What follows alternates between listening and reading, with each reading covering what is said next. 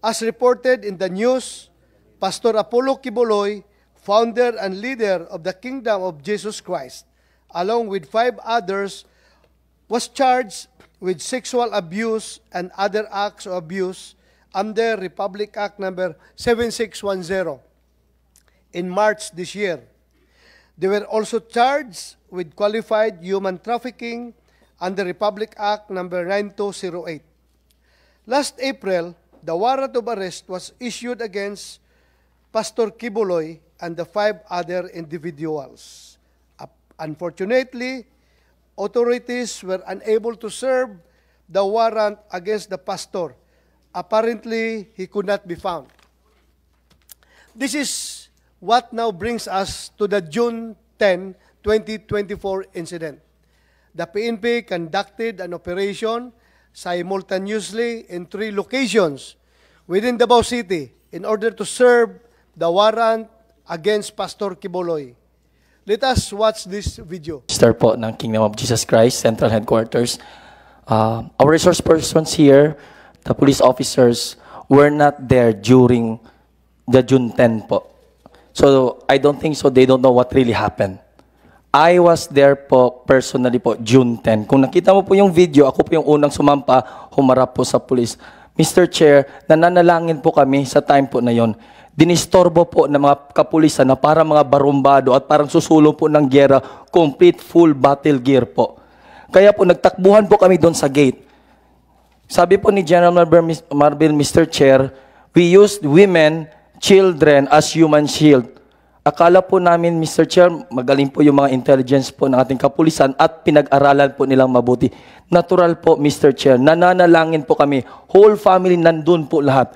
Nung inakyat po nila, Mr. Chair, ang aming gate, ang aming pong response, kami pong lahat, kasabay mga bata, tumakbo na po kami doon to defend our place. Bakit? Nung una po akong sumampa po doon, Mr. Chair, hinanapan ko po sila, ano po ito, para saan po, may dokumento po ba kayo? Pwede nyo bang mahintay ang aming mga lawyers? Hindi po sila nakinig, Mr. Chair. Hindi po talaga sila nakinig. They really pushed themselves na gusto lang pumasok. At kami po, mga inosente, sabi po nila, pwede po daw kaming armasan ni pastor ng mga baril. May private army po daw kami. Yun ang intelligence report po nila. Pero nakita nyo po, wala po kaming kalaban-laban. Mga inosente po, missionary na mga bata, matanda, na until now po ay natutroma. Kayo po, Mr. Chair, mga officials, may mga anak po kayo. May mga magulang po kayo. I do hope hindi po mangyari sa grabe pong trauma. Until now, yung mga bata po, makakita po ng mga police in uniform, men in uniform, sumisigaw po, nanginginig po. Hindi po namin alam ano po yung intervention na gagawin namin. Umiiyak po. Makakita lang ng police uniform like you, na taas po ang aming pagtingin po at respeto po nung una. Pero nung ginawa po nila ito, kasi simple lang po hingin namin eh. Hintayin po ang lawyer namin. And we have our Kingdom Property Administrator na si Pangulong Rodrigo Duterte. Ni isa sa kanila, hindi man lang po tumawag kay President Duterte. Kami pa po ang nag-initiate na tumawag, Mayor, President, ito po ano pang gawin namin? Kasi nga siya pong administrator, magpaalam po. Yun pong alam namin na batas. Kasi for 4 times, pabalik-balik na po sila dyan. Nagsuserve po ng mga search warrant, mga warrant na yan. Pinapatuloy po namin kasi ayaw po namin ng kaguluhan. Peace-loving people po kami, sir, ma'am. At eskwelahan po yun, simbahan din po yun. Wala po kami mga baril, wala po kami mga armas, hindi po kami mga violente, hindi po kami mga terorista, hindi rin po kami mga kriminal. Until now po, yung mga pulis po nila doon, nakakalat, tinadtad po ng checkpoint, harap po ng aming compound, sa gilid, kinasing na po nila kami.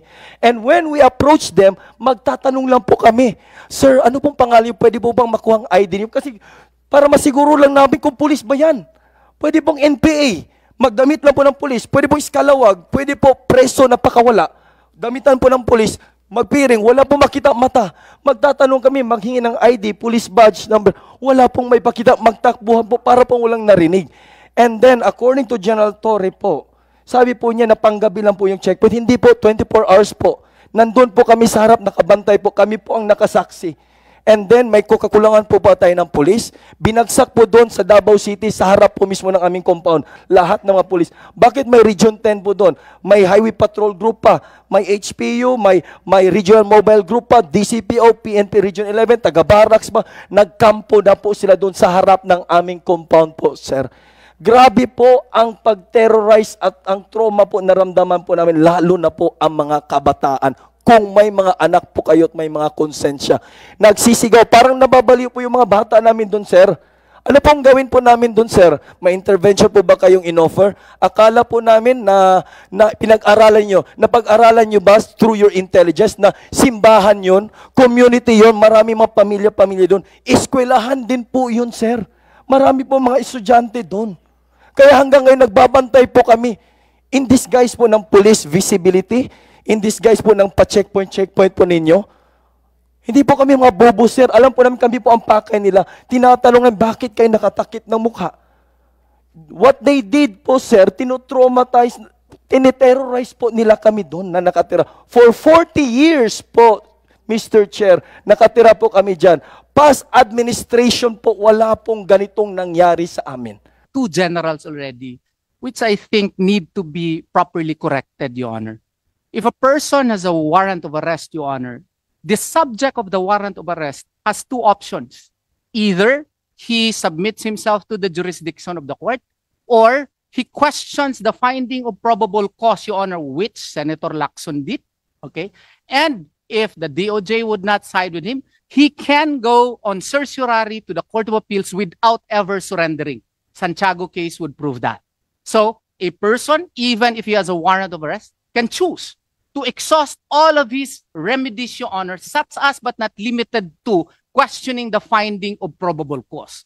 So I do hope General Torre would disabuse his mind that the only option of a person who has a warrant of arrest is to surrender, Your Honor, because he has a right, Your Honor, to insist that there is no probable cause, especially in this case, that the cases were dismissed already by the City Prosecution's Office, Your Honor, a long time ago.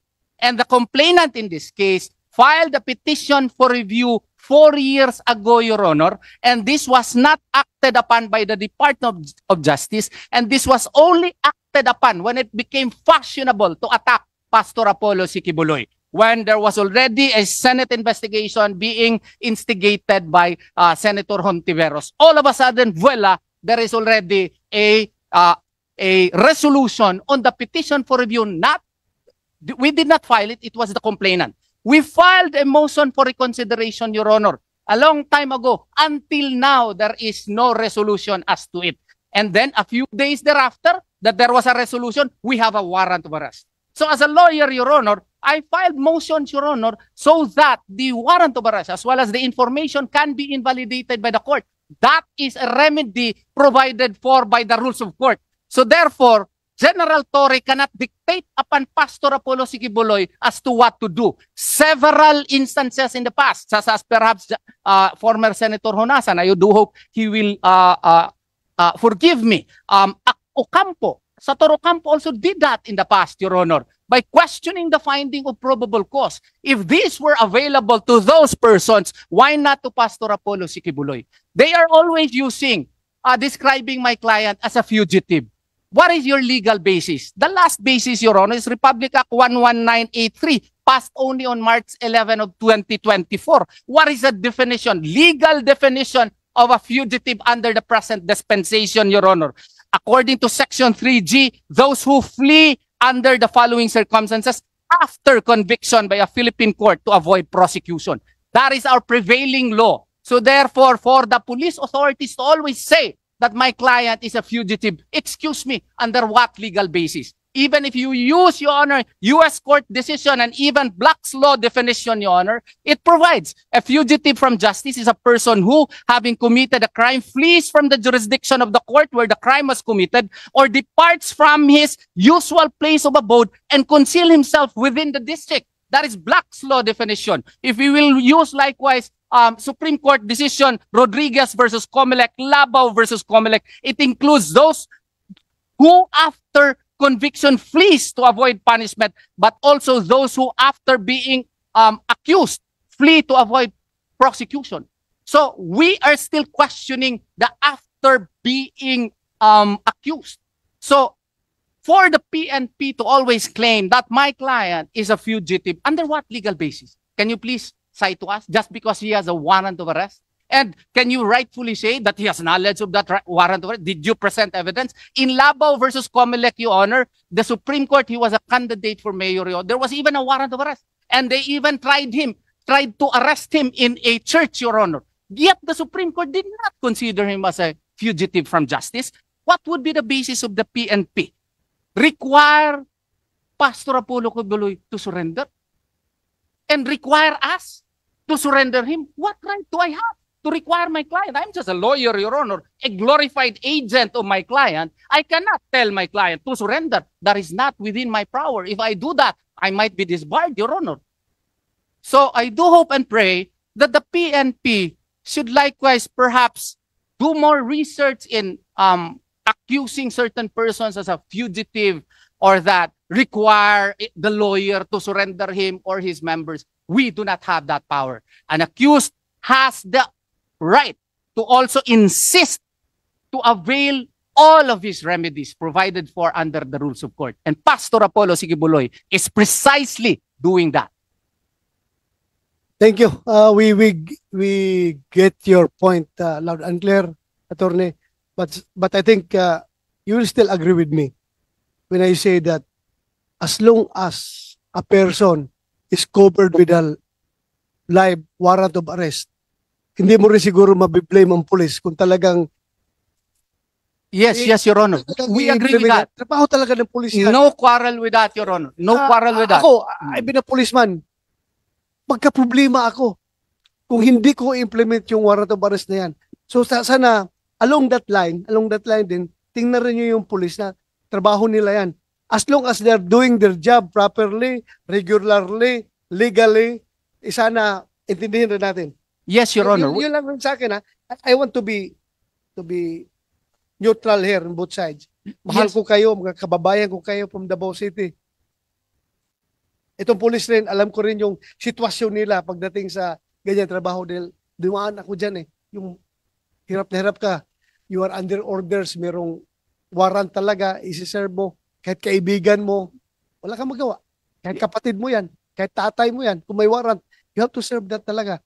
But yung point mo about fugitive, I agree with you. Alam ko, you've got the points. Alam kong tama yung sinabi mo.